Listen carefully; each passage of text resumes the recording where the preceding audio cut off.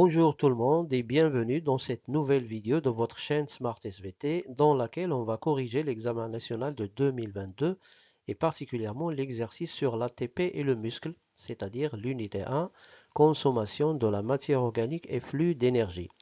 L'exercice est destiné à toi qui es en deuxième année PC, à toi qui es en deuxième année SVT, mais aussi à toi qui prépare les concours dans lesquels on propose une épreuve de SVT.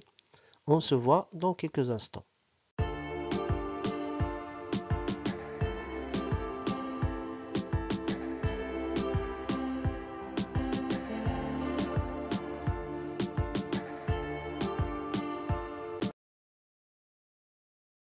Et bien sûr, l'objectif de telle vidéo, c'est de vous aider à vous entraîner à répondre aux questions de la partie 2, raisonnement scientifique et communication écrite et graphique, qui comporte des questions dans lesquelles on trouve les principaux verbes d'action suivants: décrire, comparer, déduire, expliquer.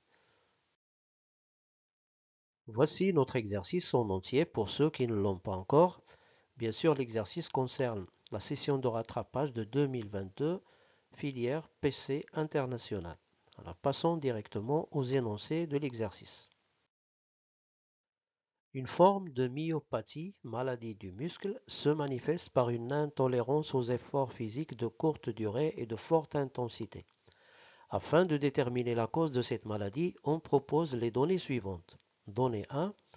Lors des 10 premières secondes d'un effort physique, la cellule musculaire consomme directement ses réserves d'ATP. Ces dernières sont rapidement épuisées et d'autres voies métaboliques de synthèse d'ATP prennent ensuite le relais. Le document 1 présente certaines réactions responsables de la régénération d'ATP dans la cellule musculaire et le bilan énergétique en ATP pour 1 glucose.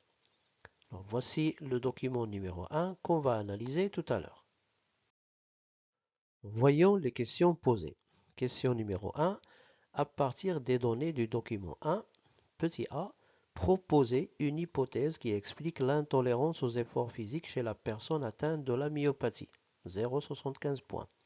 Petit b, dégager sous forme d'un tableau les caractéristiques de la voie 1 anaérobie et de la voie 2 aérobie lors de l'effort physique. Également 0,75 points.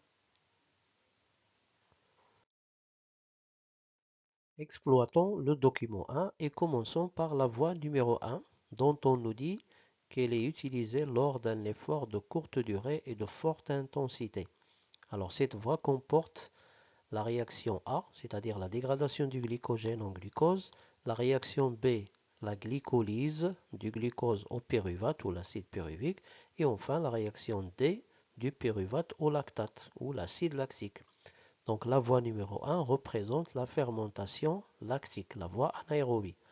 Pour la voie numéro 2, on nous dit qu'elle est utilisée lors d'un effort d'endurance, c'est-à-dire de longue durée mais de faible intensité. Elle comprend également la réaction A, la dégradation du glycogène, la réaction B, la glycolyse, puis la réaction C qui concerne les oxydations respiratoires, avec le cycle de Krebs, la chaîne respiratoire, etc. Et on nous dit dans l'exercice, dans les énoncés, que les personnes atteintes de myopathie ont une intolérance aux efforts physiques de courte durée et de forte intensité. Et donc, il doit y avoir un problème dans la voie numéro 1. C'est-à-dire soit un problème dans la réaction A, soit un problème dans la réaction B, soit dans la réaction D. Et donc, on a trois hypothèses. On va choisir l'une de ces hypothèses comme réponse à notre question. Notre réponse à la première question pourrait être la suivante. Dans le document 1, on apprend que les efforts physiques de courte durée se basent sur la voie anaérobie de la fermentation lactique, c'est-à-dire voie 1. Et puisque les personnes atteintes de myopathie sont intolérantes aux efforts physiques de courte durée et de forte intensité, on peut donc proposer l'hypothèse suivante. Alors je vais proposer deux hypothèses, mais vous pouvez choisir celle qui vous paraît la plus. Alors, hypothèse numéro 1, inhibition de la glycogénolyse, c'est-à-dire dégradation du glycogène, l'étape A, qui entraîne un déficit en glucose et donc une diminution de la production d'ATP. Hypothèse 2, inhibition de la glycolyse, étape B, qui entraîne une diminution de la production d'ATP. Alors, continuons avec le document 1 pour répondre à la question petit b. Dégager sous forme d'un tableau les caractéristiques de la voie 1 et de la voie 2. Alors, voyons la voie 1, réaction B et D. On nous dit que c'est une voie anaérobie de la fermentation lactique. Donc, elle est anaérobie. Elle est utilisée dans l'effort de courte durée et de forte intensité. Elle dure environ 10 à 60 secondes. Et là, on voit que la voie B mène à la production de 2 ATP uniquement. Donc son bilan énergétique est 2 ATP. Maintenant pour la voie 2. C'est une voie aérobie, la respiration cellulaire. Elle est utilisée dans un effort d'endurance, c'est-à-dire faible intensité mais longue durée, 1 minute jusqu'à quelques heures. Et là, on voit qu'elle donne 2 ATP plus 34 ATP, c'est-à-dire 36 ATP. Son bilan énergétique est de 36 ATP. Et donc, on peut proposer le tableau suivant. Et voici la réponse à notre question petit b, le tableau de la comparaison entre la voie 1 et la voie 2. Alors, passons à la donnée numéro 2. Des mesures sont réalisées chez une personne saine et chez une autre atteinte de cette myopathie. La figure 1 du document 2 présente les concentrations en glycogène musculaire au repos et après un exercice physique intense. La figure 2 présente le taux de lactate ou acide lactique sanguin du sang au cours d'un effort musculaire court et intense chez une personne saine et chez une personne malade. Remarque, le lactate retrouvé dans le sang est d'origine musculaire, c'est-à-dire l'acide lactique qu'on trouve dans le sang vient du muscle. Alors, voici le document 2 avec les deux figures 1 et 2. Alors voyons la question numéro 2. En vous basant sur les données du document 2, petit a, comparez les concentrations en glycogène musculaire de la personne malade à celles de la personne saine au repos et après l'exercice physique. La question est sur 0,5 points. Question B. Décrivez les variations du taux de lactate sanguin, l'acide lactique du sang, chez la personne saine et la personne malade. La question est également sur 0,5 points. Question numéro 3.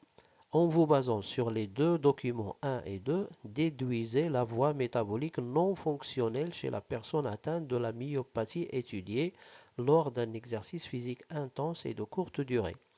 Justifiez votre réponse. La question est sur 1 point. Exploitons le document 2 et commençons avec la figure 1 pour répondre à la question petit a. Alors, qu'est-ce qu'on a dans la figure 1? D'abord, on étudie la concentration du glycogène musculaire, millimoles par kilogramme de muscle, au repos et après un exercice physique intense. Alors, en noir, on a chez le malade et en blanc chez l'individu sain.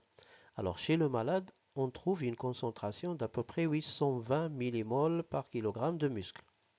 Donc, on note première observation. Chez l'individu sain, on a une concentration d'à peu près 480. Et donc, c'est clair que la concentration du glycogène chez l'individu malade est très supérieure à sa concentration chez l'individu sain.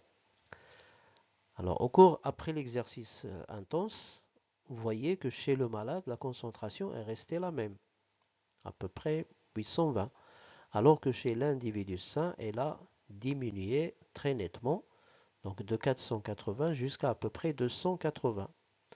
Et donc on peut dire que la concentration du glycogène chez l'individu malade est restée très supérieure à sa concentration chez l'individu sain. Donc répondons à la question 2a. D'après la figure 1 du document 2, on observe qu'au repos, la concentration du glycogène musculaire chez la personne malade, 820 mmol par kg de muscle, est largement supérieure à celle de la personne saine, 480 à peu près mmol par kg.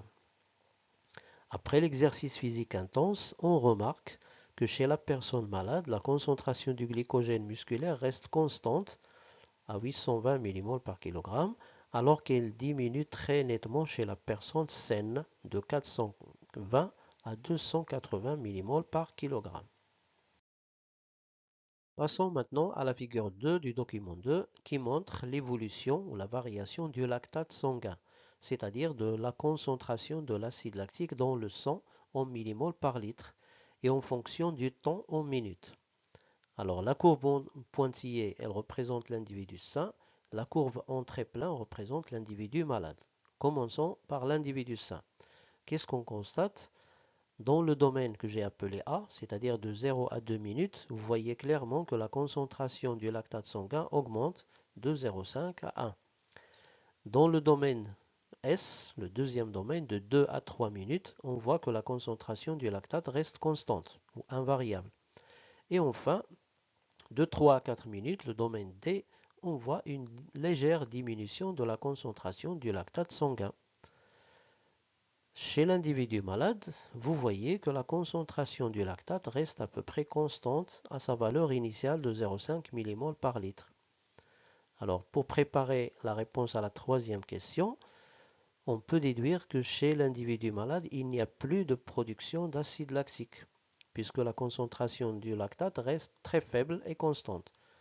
Ça veut dire qu'il y a un problème dans la voie anaérobie de la fermentation lactique qui est bloquée. Elle n'est plus fonctionnelle. Et donc, pour la question 2b, on peut proposer la réponse suivante. D'après la figure 2 du document 2, on observe que chez la personne saine, la concentration du lactate sanguin augmente de 0,5 à 1 mmol par litre durant les 2 premières minutes. Ensuite, elle reste constante entre la deuxième et la troisième minute, puis diminue légèrement entre la troisième et la quatrième minute.